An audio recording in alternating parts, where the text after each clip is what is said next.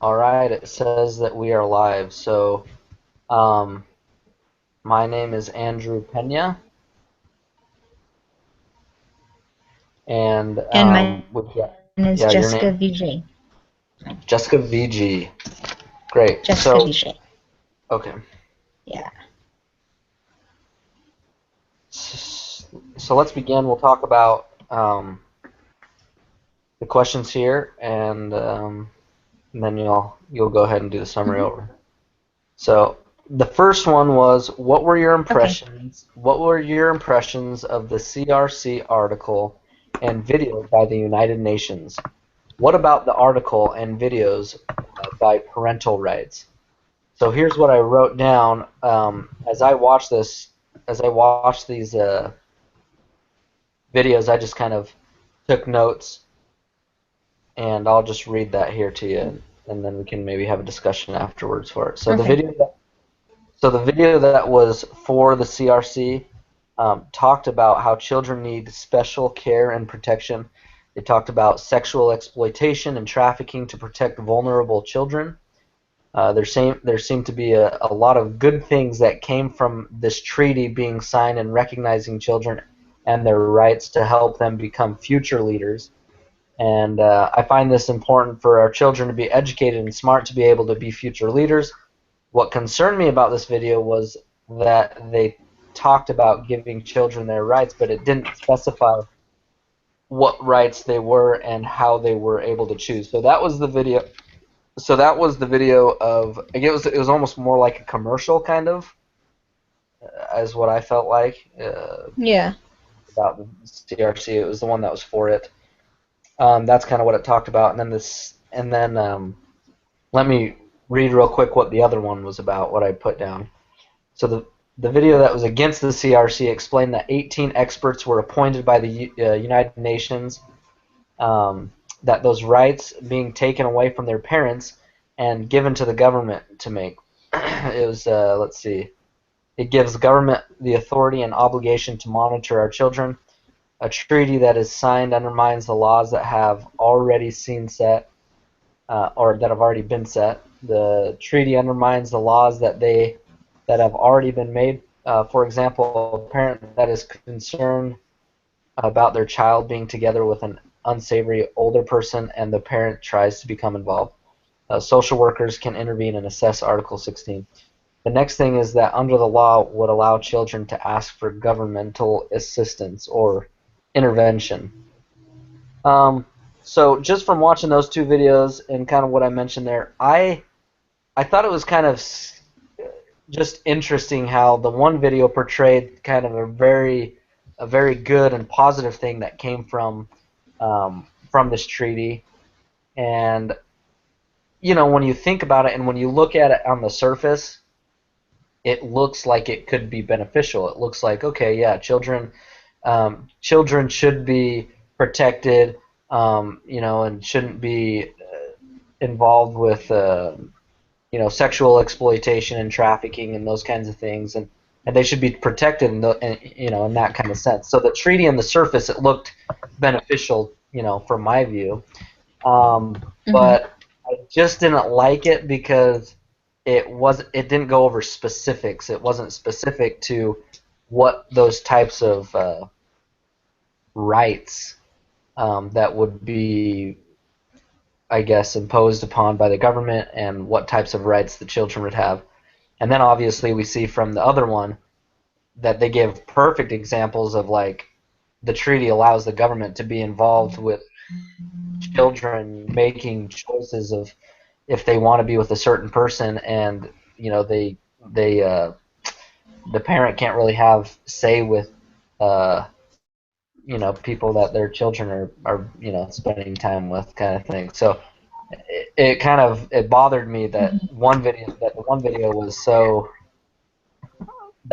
like for it, but didn't really explain the details of it. And then you see the other one that Yeah. was against it. Yeah. So what were your thoughts, I guess, on the videos? The first video that we watched that was talking about the CRC, I thought it was like, it's good they're giving rights to children. And like more than what they may have, and more focusing on what's better for the children. And I thought it was a good idea. And then I watched the second one where it explains more and gives you detail about it. It's like, oh, well, this isn't good, because then the parents, like, their right to parent their child is being taken away. So the child is basically making decisions for themselves, and the parents have no say. And that's not good. Yeah, yeah, that was the same thing that I kind of thought. I was just it kind of blew my mind, like um, how one was so it didn't go into depth about it. It just kind of brushed the surface on it, and then Yeah. and then the one you see and then the one you see examples perfectly how that almost violates and my rights as a parent in being able to be involved in how I raise my children and how I try to help them raise and make them help them make decisions. And that kind of I can see it on one perspective of as children that don't have good parents or children that are struggling in their relationships because they don't have good parenting coming from being raised in Mm-hmm. uh, single parent homes or ones or parents that where their parents aren't involved. Sure, that would be beneficial that the government can be able to help step in and make you know assist or anything when there's something going wrong. But as a parent, in from my perspective, it's like I want to raise my children to make the best possible decisions they can. And if the government and then if my child wants to go go sour and make his own separate decisions, then he can just have the government kind of come in and tell me I can't do anything do anything about it, and social Mm-hmm. workers come audit my home or my family. It's kind of scary for me to think about that. So yeah. Did you have any other comments about those videos that you watched? Those two videos. No, just that the second one gave you more insight and actually talked about what it was, because like you said, the first one was more like an infomercial, just saying this is what should happen and it's good, and then you find out actually it's not, and it's taking rights away from parents. And I don't know about you, but wouldn't want a 3-year-old making decisions of what they should do, because they just want to watch TV all day. Right. Yeah, yeah. I mean, and that's one thing that too that it didn't really specify in like I guess the age limits of when they make their decisions and what kind of decisions they are, and so Yeah. and that one did talk more about decisions about a teenager dating someone that was and as a parent, they're unhealthy for them to be around. You can't really tell them what to do, and that kind of scared me. Like, I don't want to be able to not be able to, influence my children's decisions when they're making silly mistakes or silly choices. So that was kind of scary. All Mhm. right.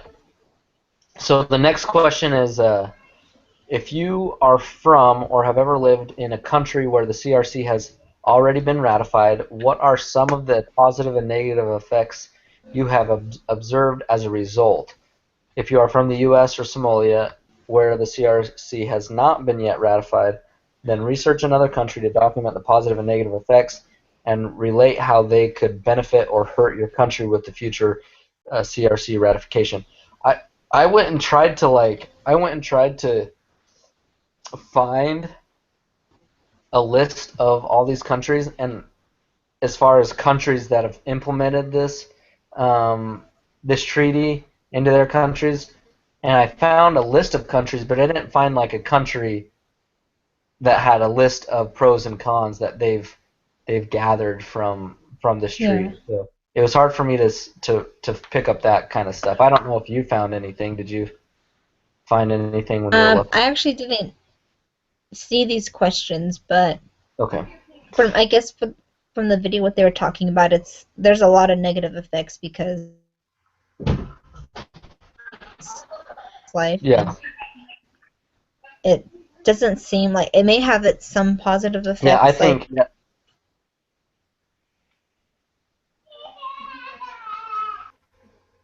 It has like positive effects for certain things, but then it'll have its negative effects that will end up happening in the long run.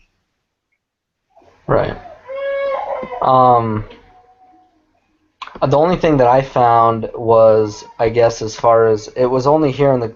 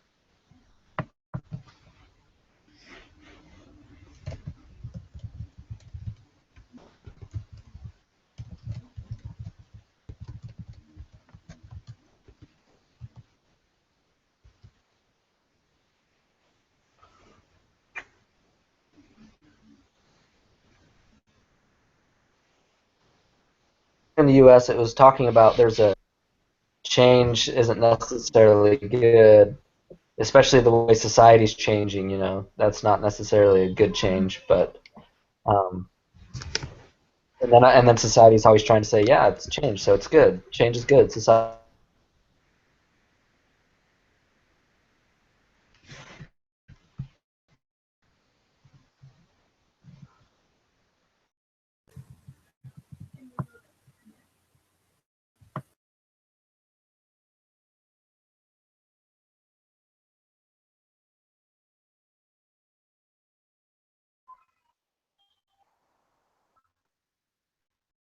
Are you still there?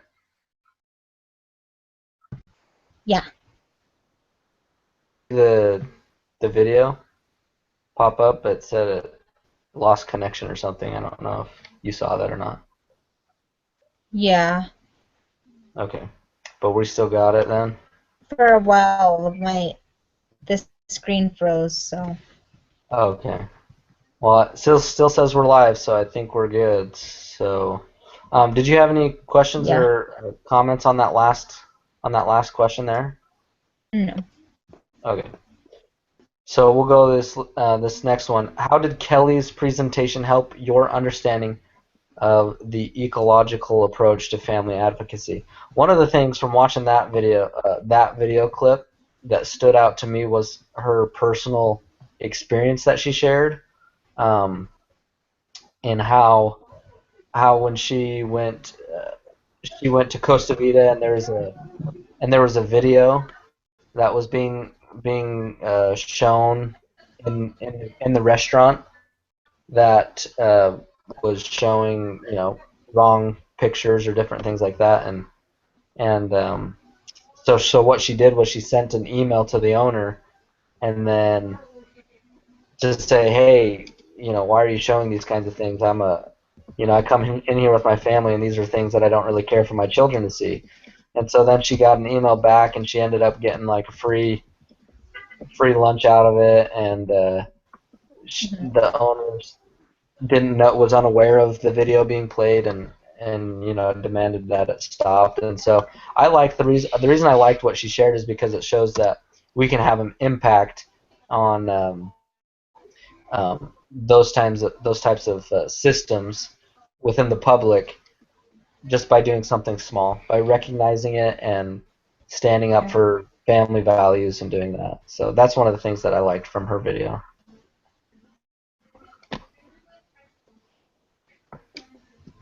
Was there anything that you found that was interesting from her video or anything that stood out to you? No, I don't remember watching it. Was it on this link or one of the other two? So it was the video with she had blonde hair and let's see if I can find it real quick. And it was about an hour long, just a presentation. I think she came to like BYU Idaho or something and did a little presentation there in it. But Oh, okay. Now I remember. Yeah, there was one where Yeah. there was one. It was different than the other three that popped up. Hmm. I'm trying to find it.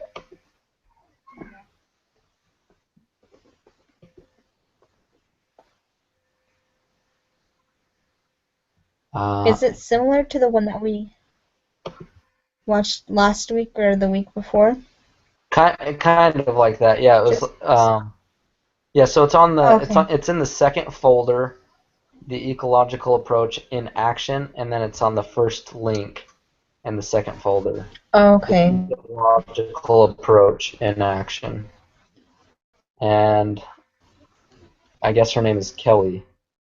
And I watched that. I watched about 30, 45 minutes of it, but she just kind of given a presentation, and she just shares a lot of examples of her personal experience and how she decided to become um, a family advocate and her personal experiences and stuff like that. And so that's the only thing is I liked about the video. What she talked about was how we can be a family advocate and Okay. be voice our opinions within the systems, within the public, and those kinds of things. Um, Okay. so within these last two questions here, we can discuss. They're all kind of similar, but what system or level do you Hmm. personally feel would be the most difficult to advocate, and why? So what I put was I put the exosystem, macrosystem, and chronosystem. I think that those would be Hmm. difficult. I think those would be difficult to for me personally. Those would be difficult to advocate for because I don't feel like I'm bold enough. I don't have enough knowledge. I don't feel like I'm that committed to go into public and do public speeches and go to the State Department or go to the United Nations and be an advocate for families. So to impact the society in that type of way, that would be difficult for me to do personally, is what I felt like. Those three systems were the hardest ones. Um, which ones did you think were going to be were would be the most difficult to advocate for? Similar to yours because I'm kind of a shy person and I don't like really talking in front of people, like sacrament meeting, and like my voice can be heard among hundreds of people, or me writing a letter to a senator or anything like what am one small person from California going to school in Idaho gonna do to is my voice really going to be heard, or is it just going to be one that's like, oh, this is another family advocate saying the same thing as all the other ones I've said before? Yeah, yeah, that's what I think too. I think those types of systems in public settings and to influence a larger group of people would be a lot more difficult. Just because I'm shy and I just wouldn't feel comfortable with doing it, and I don't necessarily feel smart Mm-hmm. enough to do that kind of thing. So I think that would be hard. Um, so for the last question, it says, what system or level do you personally feel is the most important to advocate for, and why? So what I put here was the microsystem and mesosystem, and the reason that is because they're they're in my opinion easier because it's referring to your family, the microsystem referring to your family, your friends, um, and kind of within your realm of people. And then the mesosystem is just a little larger, the connections between your friends and family, and it's just more of a I guess a web of people that you are in contact with, and that's easier I think um, to have an influence on as far as an advocate for. And I feel like it's the most easily influence. I can easily, or I can more easy, um, share my beliefs with my family and try and have an Hmm. influence to them with those types of beliefs than I could within the community and things. So that's why I put the microsystem and mesosystem. Um, what did you put anything? What did you think would is the most important to advocate for? The microsystem, because you have more control over that, because you can teach your children and you can these things you're teaching, so they can go and they can teach their friends, and then they can parents, and that way you can start um, teaching more people about advocacies for families that are important, like beliefs, and hopefully then it'll start growing and more people will advocate for families more than what's happening right now. Yeah, I agree. I think it's a lot more easy, a lot easier to like you said, it's in your realm of influence. A lot easier the microsystem is because your family and friends. It's easier that way. Um, so that answers all the questions that we were to go over. I guess Okay. the only thing that we need to do now is just if you could just do a summary of kind of what we talked about, um, Okay. of our conversation, and then I'll end stop the broadcast after that. So. Okay. The CRC and how it doesn't specify the rights that the children may have, or it doesn't talk about what age it starts at. And when we talked about the second video about how the CRC is bad and how we need to vote no against it because it takes away the rights of the parents and the government has more control, and government workers or social workers can come in and doing this. Your child can decide whether or not they want to go to school or whether or not they want to go to church. And then we talked about the countries that the CRC and how it may be bad for some of the countries. And then the other question we talked about was why not being scared, not to stand for families among millions. And then the last two questions we talked about the family systems and how it may be hard for us to, but we can. And then the last we talked about the micro and meso systems and how these are easily controlled, and we can do that within our families and our circle of friends.